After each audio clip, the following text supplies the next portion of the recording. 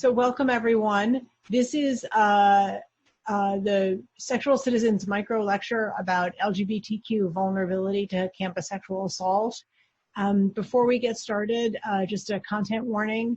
As in the book, we describe sexual assaults as students recounted them to us. This material can be hard to hear. It was hard for us to hear, and of course, harder even for many of the students to live. If you need to take a break while listening, please do so. If you want someone to call, the RAIN hotline is 1-800-656-HOPE, 1-800-656-4673. Please know that you are never alone. So LGBTQ students, as many of you know, are disproportionately at risk of experiencing assault. The question is, why?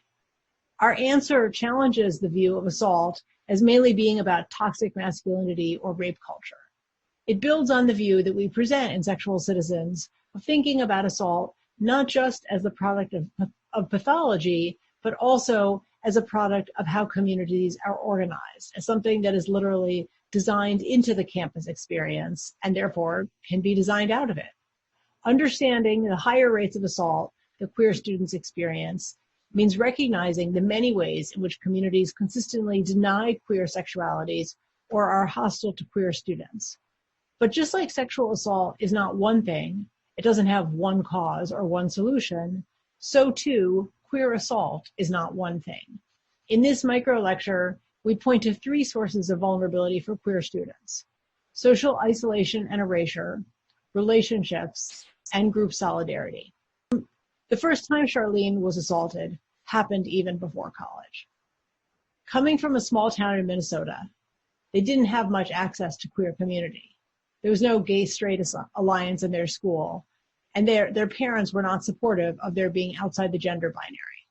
So a summer theater program in St. Paul felt like a revelation, that what they described as the first seeing of queerness. But that was also where they were assaulted by an older gay man. Unquestionably, that man took advantage of Charlene's inexperience, their intoxication, and their desire for community.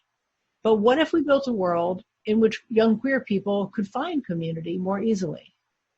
Instead, so many of them recounted to us feeling erased by their high school experiences, including the sex ed that they had had, if they had even had any.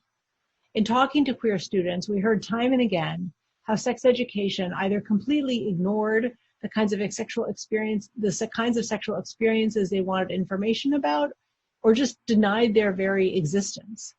While many students experience challenges developing their own sexual citizenship, we point here to a very specific set of challenges that queer youth face even before college, challenges that point, we want to underline, to modifiable dimensions of the environment. Another story, Adams, highlights the importance of recognizing that some of the assaults experienced by queer students happen in the context of ongoing relationships. Adam was a gay man who was extremely critical of what he viewed as a culture of casual sex among gay men. He was so happy to have finally found a boyfriend. He didn't want to be on the market anymore, to deal with men who said they wanted a relationship just to get him into bed and then would ghost him. Sure, his boyfriend was super forceful when he wanted sex. He even came back to Adam's room one night and, in Adam's words, basically raped him. Adam was completely sober at the time. He tried to stop it, but he never reported what happened or even spoke to his boyfriend about it. He felt like it would jeopardize his relationship or get his boyfriend in trouble. He told some friends in vague terms what was going on, but he didn't want them to hate his boyfriend, and so he stayed silent.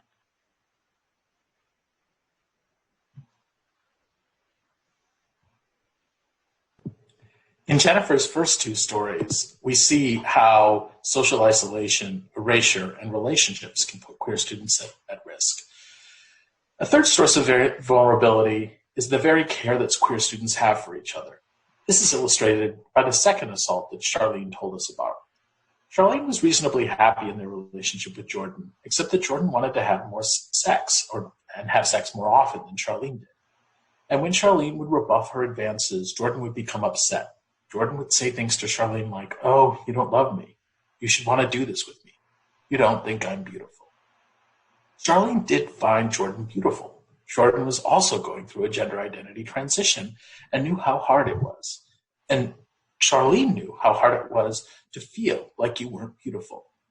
Charlene told us, I said to myself, fuck, I feel terrible. I don't want to feel terrible, and I don't want to make you feel bad. I don't want you to feel terrible.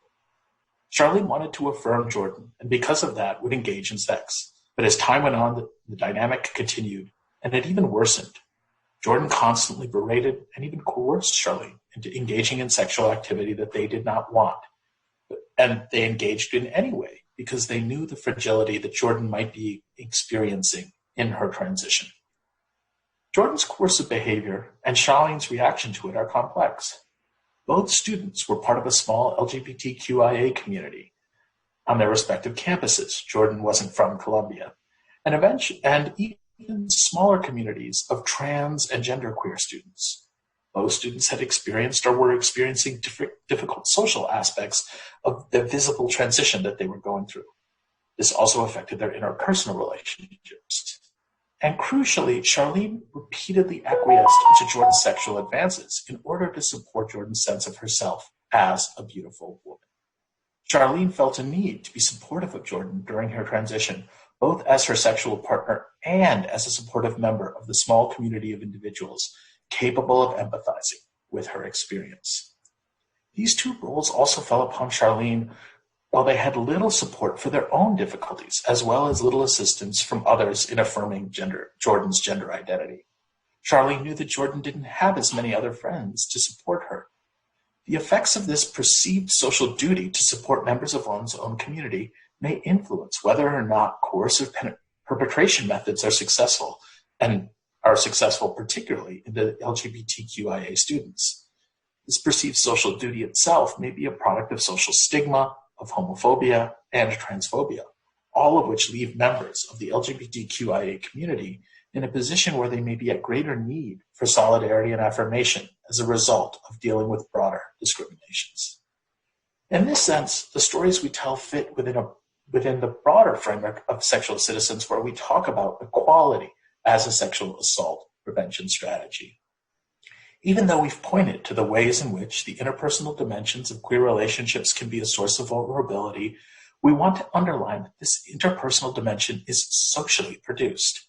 What people feel they owe each other, or how they want to show up for their intimate partners, is inseparable from the support they have access to more broadly within their communities. As we argue throughout Sexual Citizens, working towards a more equal society, one in which everyone can thrive, is a fundamental dimension of sexual assault prevention.